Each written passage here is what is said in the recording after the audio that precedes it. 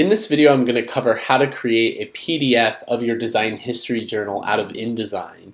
So hopefully at this point you've set up your document correctly. You have 8 by 8 pages inside of InDesign. That's going to allow us to look at them as a spread as we see here.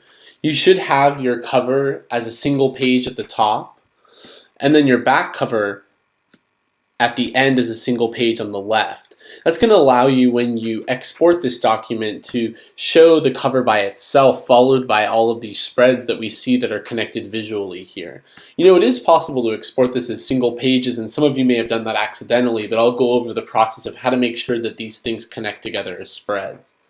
So one thing I wanted to say is that InDesign allows for a lot of functionality. It has a lot of advanced settings, so it may be intimidating to manage. And some things that I may be seeing on my screen you may not be seeing, and that could be based on the version or maybe potentially even just the workspace that you have set up. So I thought I would just let you know that if you go up to Window, you can see what kind of a workspace you're working in. So I'm actually working in the typography workspace. That's typically where I work. I've reset it so that it's defaulted to its default. So if you click this and then potentially maybe even set reset, you will see exactly what I am seeing. So that might help you. But one thing that's useful as you're using InDesign is this pages palette. It allows you to really see what's in your document. So you can imagine if you had all of the spreads in here, we get little thumbnail views of where they are, and that allows you to see what spreads are going to connect together and which ones aren't. So to create the PDF itself, you want to start by going to File and then Export. The export menu is really where you're going to get the functionality to create the PDF out of InDesign. So InDesign can create two kinds of PDFs. You'll notice it down here. It can create a print or it can create an interactive PDF. For the sake of this demo, I think it's best for you to select a print PDF. Ultimately, I think the intention would be to print this document. So I would go ahead and leave it on print or switch it to print if it's not. Also, at this point, you get the functionality to, rename your document. So I'm going to go ahead and rename it based on the specifications of the instructor. So I believe it's the name and then, design history journal or whatever those specs are. Make sure you follow those. So I'm going to make sure I save in the right spot and click Save. So now you get a dialog box that pops up. This actually gives you a lot of functionality, and a lot of it you can ignore, but some of it will be important. Couple things. This Adobe preset can be very useful. High quality print is going to create something that is large and will look good when printed off most printers.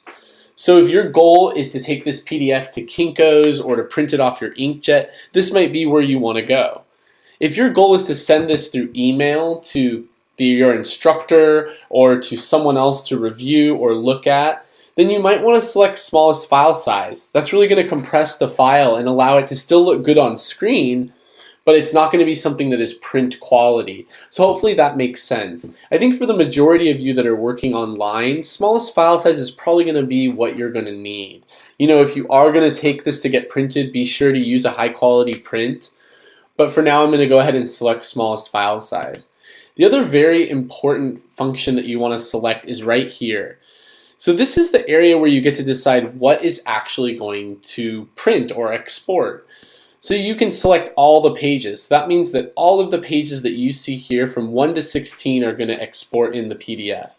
You can come in here and change them. Maybe I just want this one spread since that's the only content that I have at this time. I can come in here and say, I want pages 2-3. So that's a range. It's going to do pages 2 to 3. You can also do other things like 2, 5, 7. That's going to create a PDF of page 2, 5, and 7. So there's different functionality here in terms of what pages you want to show. And then right here is probably the most important functionality. You want to select spreads. That allows your teacher to see these pages together. So it doesn't create a PDF that is a bunch of single pages that don't show where these pages connect. So make sure that you select the spreads option. That is not going to be a default. You're going to have to make sure that you select that. From there, you have other functionality in here, but I really wouldn't worry about any of it. it will default how you want the rest of this function to work. Same goes for high quality print. The only thing you may want to do is turn on these crop marks or turn on the bleed settings. That will allow when you print the document to have little marks that show you where you need to cut the edge. Not something you need to worry about if you're not printing it and producing a journal, but some of you may be doing that, and this may be a handy thing to work with. So I'm going to go ahead and go back to smallest file size. I'm going to make sure I still have the settings I wanted, so that's range 2 to 3. I want to make sure I select spreads, and I'm going to click export. So now we should get a document on the desktop of my computer. It may take a while. If you have a lot of files in here and it takes a while for it to crunch through, you'll see a little bar right here, and there's a little running bar that's showing you that there's a background task. You can also go to Window and find the background task menu. Double clicking on it will open it automatically. But that may be something you want to check on to make sure that your file is still working. But typically it is. It's just sometimes it takes a while if there's a lot of pieces. So I'm going to go to open this up and make sure it's right. So that's perfect. I see that entire thing as a spread. I just got the one page I wanted, which is perfect.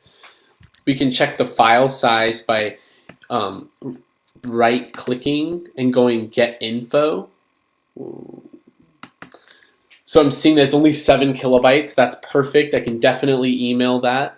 So hopefully that helps you and goes through some of the basics of creating a PDF. Now obviously if you were doing more pages, it would just be changing some of those numbers around, but be sure to always select spreads and most likely smallest file size. So hopefully that helps. If you have other questions, feel free to email your instructor. I'm sure they'll be more than happy to help you.